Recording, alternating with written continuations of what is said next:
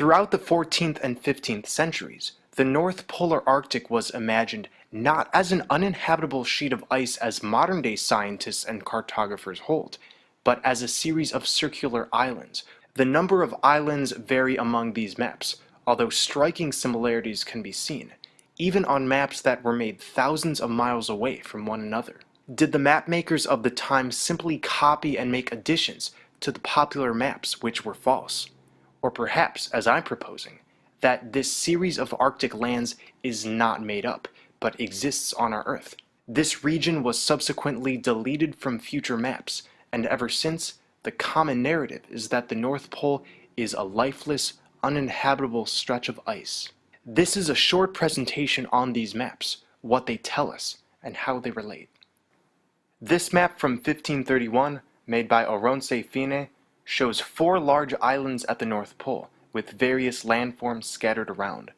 Just to demonstrate where we are, many have never looked at older maps. This is Europe, Africa, Canada, and Russia. This is Greenland, quite close to the North Pole's southern continent. At the center we see a massive rock formation or mountain. We can draw similarities to the center of the 4-continent system of Asian cosmology, where a sacred mountain known as Mount Meru or Mount Shumasin lay. This map from 1534, made by the same mapmaker, gives us a similar but slightly different configuration. The North Polar lands are seen as 5 or 6 large islands, and the center being what appears to be a central island, again with a large rock formation. This is Greenland, Scandinavia, Iceland, and Canada. This map is from 1594 and made by Cornelius de Jose. At first glance, we notice how magnified the North Polar region is compared to the previous maps. Instead of Oronce Fine's version with large bodies of water separating the island, we have the 4-continent system divided by thin canals, which meet at the center, where there is again seemingly a massive rock. For reference, we have Greenland, Scandinavia, Iceland, and Canada. This map, also from 1594, by Petrus Plancius, shows these same 4 continents, but separated via hemisphere. The inland sea where the 4 rivers meet is very pronounced, and again, we can marvel at how large of a system this is, and also how close it is to what we would call these outer lands. This map from 1595 by Gerhard Mercator gives us a close-up of this system. In small letters reads Rupes nigra et altissima, the black and very high rock, at the center. There is a mountain range surrounding each island continent, which in one of Mercator's letters he describes as being 14 miles wide. This is a version from 1608. It's interesting that in previous versions of this map, the southern continent isn't sort of blurred out, but is extended. The smaller islands below are completely different. It's hard to tell, but Greenland is practically touching this island with a land bridge, or it could be a thin canal, no more than 5 to 10 miles wide. This undated map of the Arctic Circle, or Circulus Arcticus, is very similar to Mercator's maps around the same time, except the center land contains no magnetic rock or rivers dividing it. It's simply one continent. The word Hyperborea, which labels this continent, refers to the mythological far northern Greek paradise of Hyperborea, the land beyond the north wind.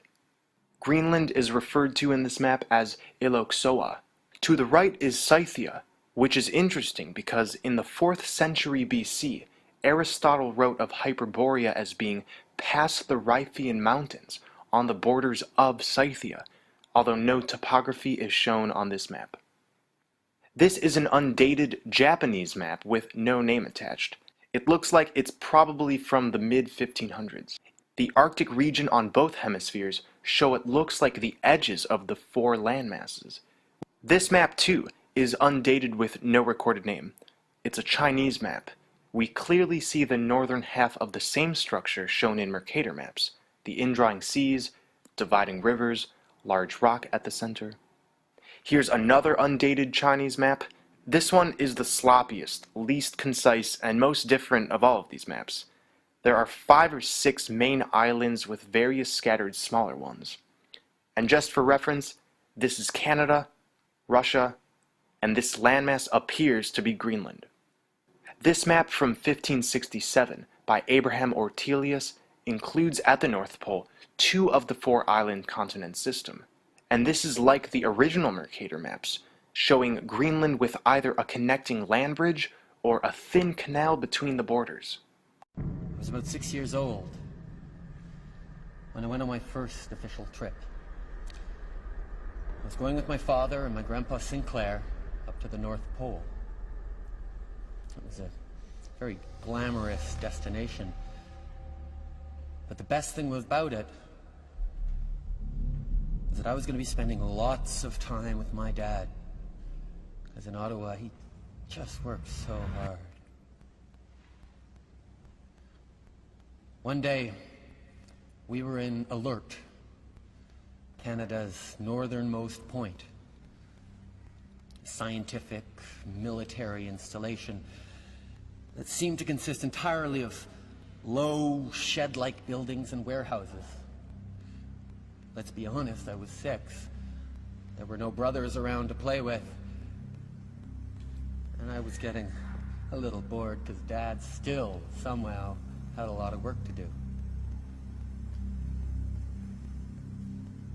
I remember a frozen, windswept Arctic afternoon when I was bundled up into a Jeep and hustled out on a special, top-secret mission. I figured I was finally going to be let into the reason for the existence of this high-security Arctic base. It was exactly right.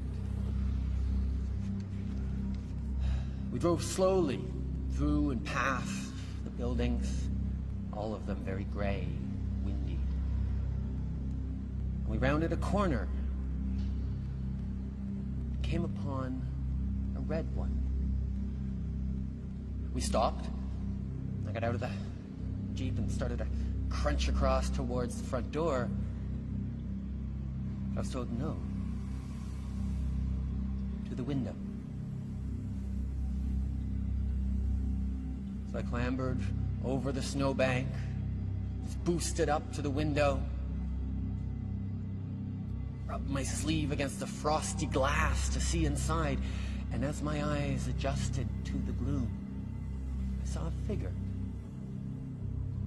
hunched over one of many work tables that seemed very cluttered. He was wearing a red suit with that furry white trim. And that's when I understood just how powerful and wonderful my father was.